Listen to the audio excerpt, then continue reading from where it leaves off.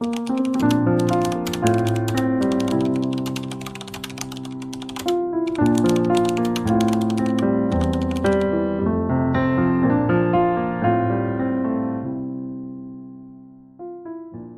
khi bắt đầu, nếu bạn đang tìm kiếm sách để học IELTS hiệu quả, thì đây là những cuốn sách chúng mình khuyên dùng. Bạn hãy xem ở phần giỏ hàng trong kênh nhé.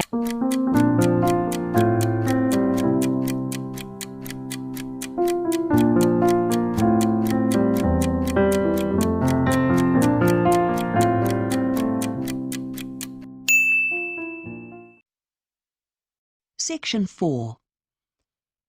You will hear a university professor giving a lecture on the influence of children on the adult diet. Today we continue with our series of lectures on diet and society in the 21st century. We are all aware of the obesity epidemic facing our society. The reasons for this are well documented and are mainly due to poor eating habits coupled with too little exercise. In fact, a National Health and Nutrition Survey here in the U.S. concluded that the average total food intake increased considerably between the years 1971 and 2000. This appears to be a general trend across most age groups. In fact, apart from the over 60s, all areas of American society are consistently above the dietary guidelines for caloric intake and saturated fat. However, total fat consumption is highest for teenagers, and there is a clear correlation with fast food consumption. Among the wide range of factors influencing an individual's dietary choices, one of the strongest influences is the home. It will come as no surprise that within a family the fat intakes of husbands and wives and parents and children who cohabit are remarkably similar. Many people assume that this relationship indicates the influence of parents on their children, but we wanted to ask if children influence poor diets in adults. This hypothesis had not been tested in a national sample until now. In our study, we focused only on adults, and we set our lower age limit at 17 and the upper one at 65. The key variable was the presence or absence of children, so we identified only those adults whose children were under 17. Other variables included the age of the adult, level of education they had reached, their ethnic background, their income, and foreign-born status. To obtain our data, first we conducted interviews in the respondents' own homes, and all in all we interviewed 6,600 adults aged over 17.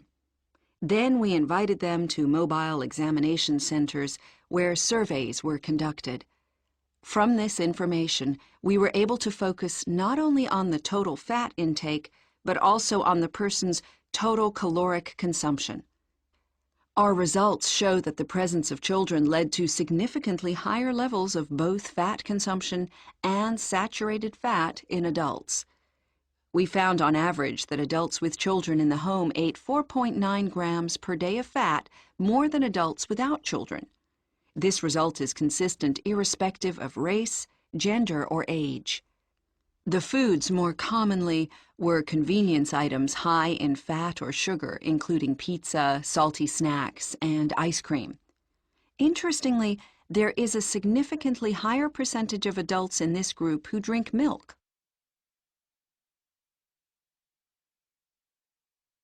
There are many explanations for this increased fat intake. Hectic schedules where parents try to balance work, family, and leisure put time at a premium. Another issue is children's preference for fatty foods or foods with a high sugar content. Fast foods and ready-to-eat foods are convenient choices. It is inconvenient to prepare different meals for both the children and the parents, so it is likely that adults consume the same as their children. Of course, there were limitations to our study. One of these is that we did not take into account the number of minors in each household, which could have an effect on the adult who feeds the children. In addition, this study does not take into account the relationship of the adult to the minor. We could also postulate that the older a child gets, the more independent he or she becomes, and so the influence a child has on an adult may lessen depending on the age of the child. In terms of recommendations as a result of this study, we would like to see more research conducted to overcome the limitations outlined earlier. We also feel there is a need for even further research into the influence that friends can have on our fat intake, given the clear link we've established between family members.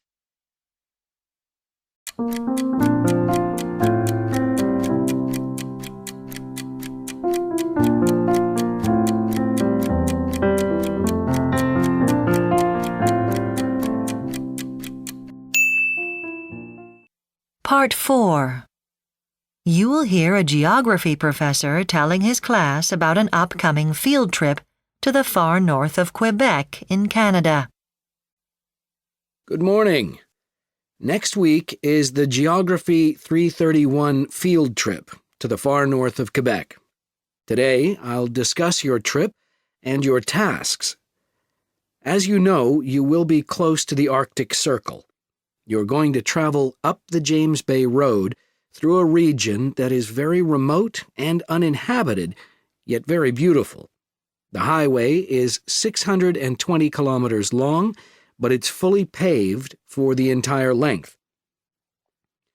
Where the highway begins, there is a roadside office where you must stop. The road is remote, so your registration is very important in case of an emergency. The office is staffed 24 hours per day, 7 days per week. You have to sign in to go up the road and sign out upon your return. For additional safety, at different places along the highway, telephones have been installed which connect with staff in the office. Remember, there is no mobile service in this remote area. The first work of your field trip is at the end of the James Bay Road in Radisson, a small town of only 300 inhabitants. You will stay at Radisson Research Center, which works with various universities and Hydro-Quebec to carry out studies into the ecology of the region. Because the research center and the road exist as a result of the development of hydroelectricity complexes in northern Quebec, Hydro-Quebec is responsible for all emergency assistance and security of all visitors. Your first few days at the center will be spent attending lectures about their past research. You will hear that they have paid particular attention to any disturbance to the land caused by insects. After that, you will visit the various outpost stations. There are 3 of them, and when you visit them, you'll be able to observe how data on the varying patterns of the climate is collected and published for scientific research.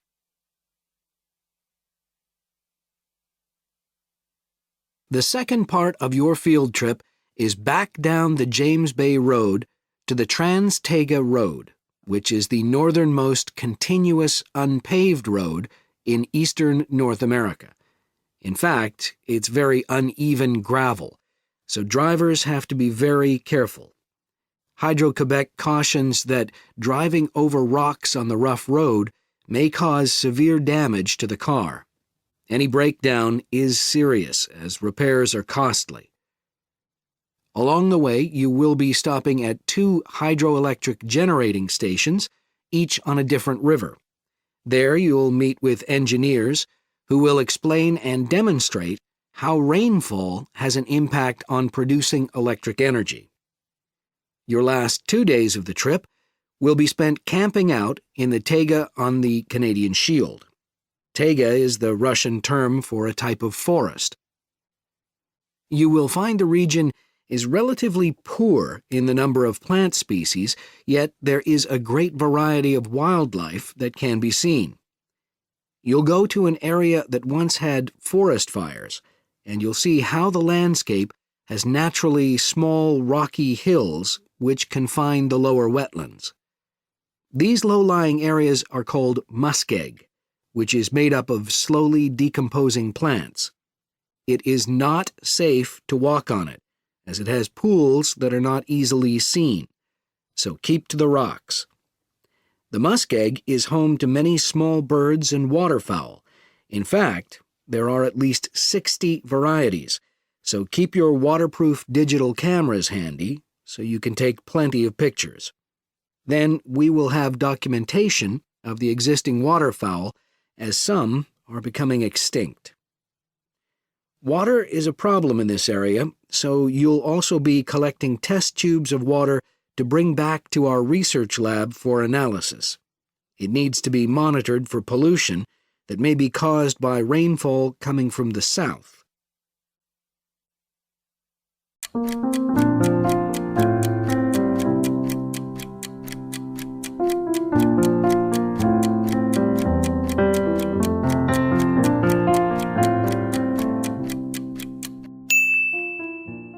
Part 4. You will hear a zoology lecturer talking about a group of primitive animals called gastropods. Good morning, everyone. In this module, we've been looking at various field survey methods, and now I'm going to give you a brief introduction to the specific organism that we'll be focusing on during our first field trip, and that's the gastropod. Gastropods are invertebrates. They're organisms without a backbone, and they're more commonly known as snails, or, if they haven't got a shell, slugs. Now, in terms of their evolution, gastropods go back a long way. As with other primitive animals, the minerals in their body fluids are very similar to the mineral composition of the sea, indicating that they began life there. And their fossilized remains have been found in rocks dating back at least 500 million years. Looking at the physical features of the gastropods, well, they all have one muscular foot for swimming or walking. This foot is lubricated with mucus, and it's this that leaves the sticky trail that you see behind snails and slugs. They also have an organ called a radula, which they use for feeding. Then, of course, the snails, though not the slugs, have a shell. In terms of their dimensions, snail shells in Britain range from the dwarf snail, which is 1.5 millimetres long, to the Roman snail, whose shell can be as big as 50 millimetres. As well as size variations, you get a lot of differences in the form of snail shells. For example, the majority coil to the right, but there are a few that coil to the left. Then some shells, for instance the plated snail, have regularly spaced ribs, while the prickly snail has prominent spines. There are even a number of species with hair on their shells. Colours on the shells also vary, as do patterns, so appearances are really varied.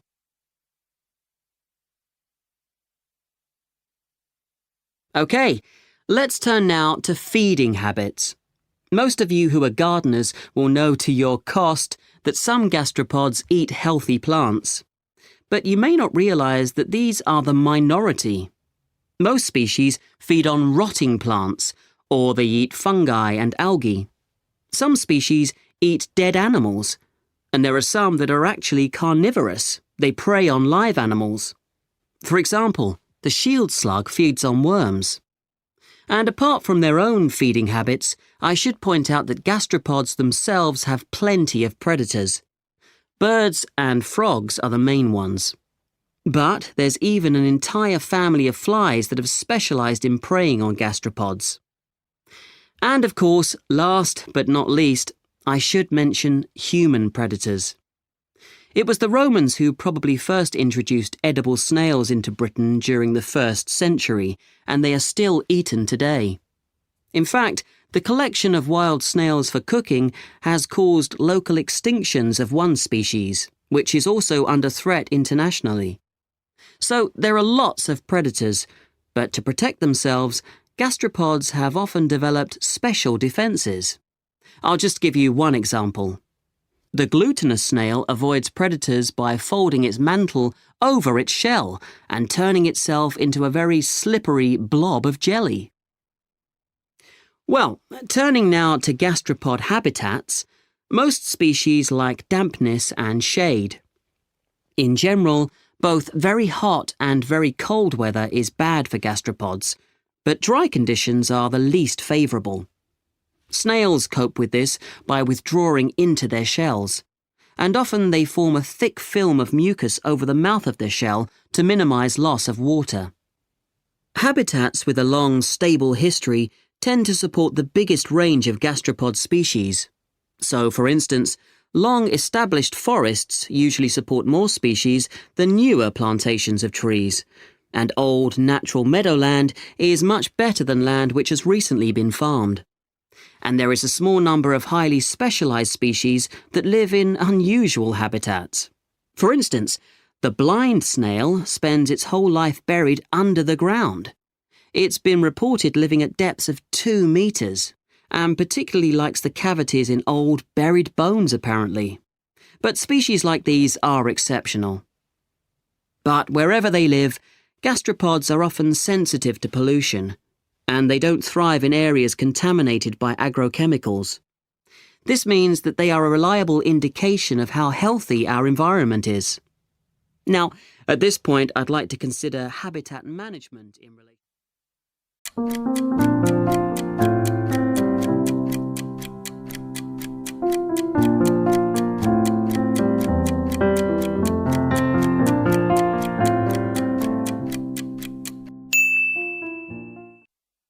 Section 4. You will hear a lecturer talking to a group of environmental science students about fuel made from biomass. Good afternoon, everyone. In this course, we've been discussing the principles of sustainable development, and now we're going to look at some of the ways in which these principles are being put into practice. Today, I'm going to talk about the use of biomass. And for those of you who don't know what biomass is, it's plant material, usually agricultural waste, such as sawdust or straw. And briquettes made out of biomass are used as fuel, either in the home or in industry. I'll start with the benefits. Using briquettes has a financial benefit because they make use of waste products as raw materials, so there isn't any cost involved for that. Another advantage is convenience. Handling briquettes is cleaner than handling materials like wood or charcoal. Also, briquettes are less trouble to store because they're a uniform size and shape. Right, let's look briefly now at how these briquettes are made. There are 2 basic methods of manufacture. The first method uses machinery. At the initial stage, all the loose plant material is ground into a powder and then mixed with other materials. Next, a machine compresses the biomass mixture, and that process raises the temperature and causes it to melt. The machine forces the biomass mixture out through rectangular or circular holes. Then, as the pressure decreases, the mixture cools and becomes solid again, and that's how the briquettes are formed. It's important to point out that with this method, electricity is essential to operate the machinery, and the exact amount you need depends on the type of biomass you use. But generally, the amount required is only 3% to 9% of the energy that's produced by the briquettes when they are burnt. The second method involves making briquettes by hand. This method is suitable when the biomass is mainly composed of material that doesn't melt, like paper. The biomass is made into a paste by adding water and, in addition, something sticky such as starch. This mixture is then shaped, using either a simple metal press or bare hands.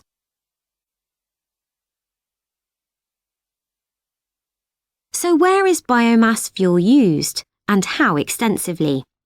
Well, it's difficult to obtain detailed figures, but it's been used for several years in Europe and the USA, mainly for agriculture. And since 2000, there's been a rapid increase in the production and use of briquettes made out of wood waste. I can give you a ballpark figure. In 2010, about 5 million tons were used in Europe. Some of these had to be imported from the USA. Moving further east, both India and China have been producing biomass briquettes since the 1990s. Detailed figures are hard to come by, but in China, in 2002, the number of factories producing biomass briquettes had increased to approximately 600, and production is still growing. I don't have information about Africa in general, but I can give you an example of one company in Uganda which is producing briquettes. Most of the company's customers are public institutions like schools and universities that provide hot meals for their students. The other main users are businesses that need a source of heat for producing their products. Okay, well, how viable are biomass fuels like these in economic terms, and what is likely to happen in the future? Well, the answer depends partly on the price of the fuels that they replace, and that varies from place to place. But in general, the demand for biomass fuels is almost certain to grow, and that can only benefit the environment.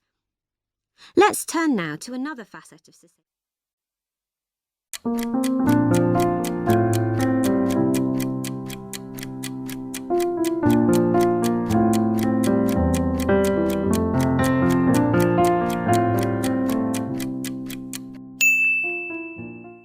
Section 4. I'd like to give you a brief overview of a research project I've been working on as part of a team of 4. We wanted to get some data on what happens to students after they graduate, and also find out how useful they felt their degree course was to them. We focused on graduates from the course in business management, since this is one of the most popular and long-established courses. We decided to use 2 different data-gathering methods. We started off by emailing a brief questionnaire to all last year's graduates from that course, and then we selected a number of those who had replied, and with them we carried out phone interviews. We'd originally intended to use face-to-face interviews, but didn't feel that would be practical, and in fact we found this method provided a combination of wide coverage and depth, which is what we wanted. So, what did we find? Well, I suppose our most surprising finding was just how many graduates had gone on to work towards an additional qualification, rather than getting a job immediately. That was 32%, almost a third. Of the rest, a very small proportion were unemployed, just 4%, and all the rest were in employment. More than half of them were in the public sector, with a sizable minority in the private sector, and a small number in the not-for-profit sector.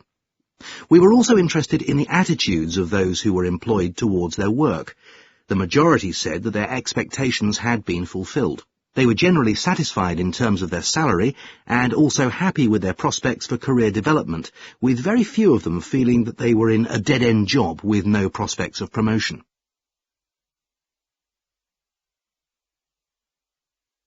For the second main part of our research, we wanted to get some feedback from the graduates on how useful they felt their degree course had been to them. There were really 3 main skills which the graduates felt they'd gained from doing the course and identified as having been the most valuable to them. They highlighted the fact that they developed the ability to work as members of a team. Another skill which they cited as valuable was that of personal organisation, things like meeting deadlines, time management and so on. And finally, a lot of them said that what they'd learned about approaches to problem solving had been very useful. We also asked them about which elements of the course had been least valuable to them. To our surprise, the thing that was mentioned most often here was presentations. They hadn't enjoyed having to give these as part of their course, nor had they found it useful having to listen to those given by their fellow students. The reason given for this was that they felt they weren't trained how to do it properly. And the second thing that got very negative feedback was work on essay writing. Most people thought this was unnecessary and that it would have been better to work on report writing. And finally, some respondents said that they would have liked more guidance on the best way to go about looking for a job, that the course could have done more to help them. Finally, we asked if there were any skills.